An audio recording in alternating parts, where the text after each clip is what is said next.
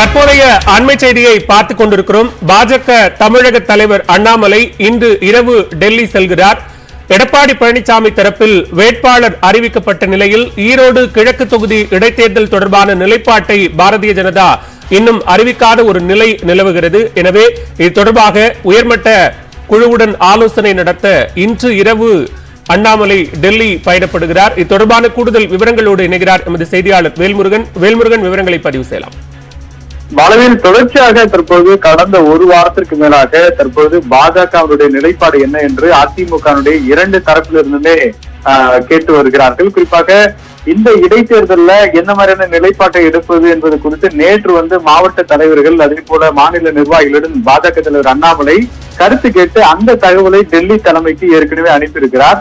இந்த நிலையில தற்போது கூட்டணி பேச்சுவார்த்தை நடைபெற்று வரக்கூடிய ஒரு சூழல்ல அதிமுகவுடைய எடப்பாடி அவர்களுடைய தரப்புல இருந்து வேட்பாளரை இன்று காலை 9:30 மணிக்கு அதிரடியாக அறிவித்திருந்தார்கள்.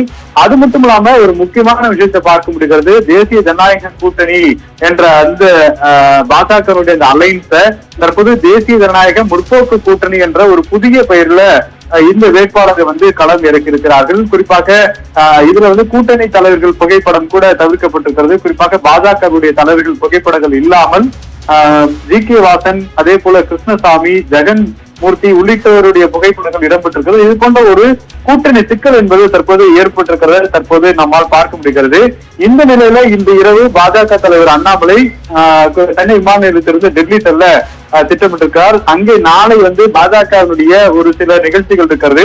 அது மட்டும் இல்லாமல் தற்போது இருக்கக்கூடிய இந்த அரசியல் சூழல் குறித்து நேரடியாக அங்கே சில முக்கிய தலைவர்களை சந்தித்து ஆலோசிக்க இருப்பதாக தகவல்கள் கூறப்படுகிறது.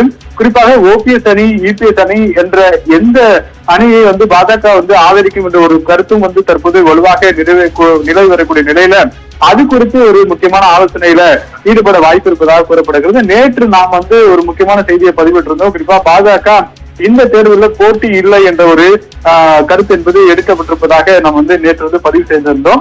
இந்த நிலையை தற்போது இபிஎஸ் அவர்கள் அறிவித்திருக்கக்கூடிய இந்த வேட்பாளர்கள் பட்டியல் என்பது பாஜகவில் அடுத்த கட்டத்திற்கு தற்போது என்ன மாதிரியான ஒரு சூழல் ஏற்படுத்தும் அப்படிங்கிறத பொறுத்துதான் பார்க்க வேண்டும். அந்த வகையில பாஜக தலைவர் அண்ணாமலை இந்த இரவு 9 மணிக்கு டெல்லி புறப்பட்டு நாளை முக்கிய ஆலோசனையில ஈடுபட இருக்கிறார்.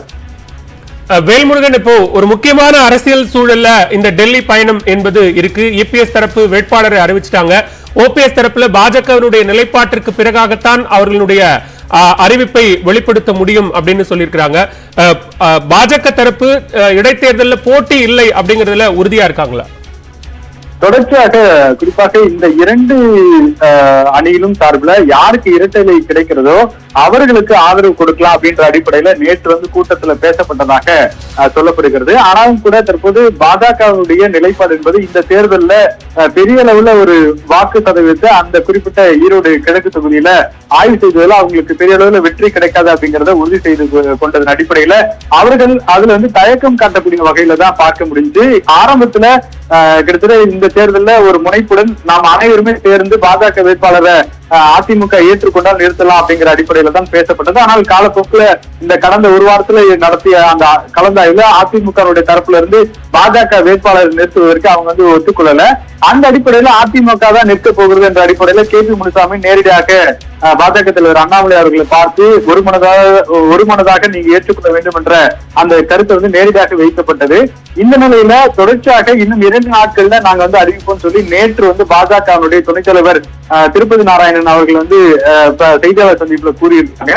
இது போன்ற ஒரு சூழல் இருக்கக்கூடிய நிலையில தற்போது இன்று எடப்பாடி பழனிசாமி அவர்கள் அதிமுகவுடைய அதிகாரப்பூர்வ வேட்பாளர் தென்னரசு என்பதை இந்த அறிக்கை வாயிலாக தெரிவித்திருக்கிறாரு. அது மட்டும் இல்லாம இந்த கூட்டணி அப்படிங்கிறது என்டிஏ கூட்டணி அப்படின்றதான் தொடர்ச்சியா பாஜக தலைவர் முன்வைக்கக்கூடிய கருத்தை பார்க்க முடிச்சு. ஆனா அந்த கூட்டணியில ஒரு பேர் அப்படிங்கிறது மாற்றம் அப்படிங்கிறது ஒரு பெரிய ஒரு பொலிட்டிக்கல் மூவா தான் நம்மளால பார்க்க முடிகிறது.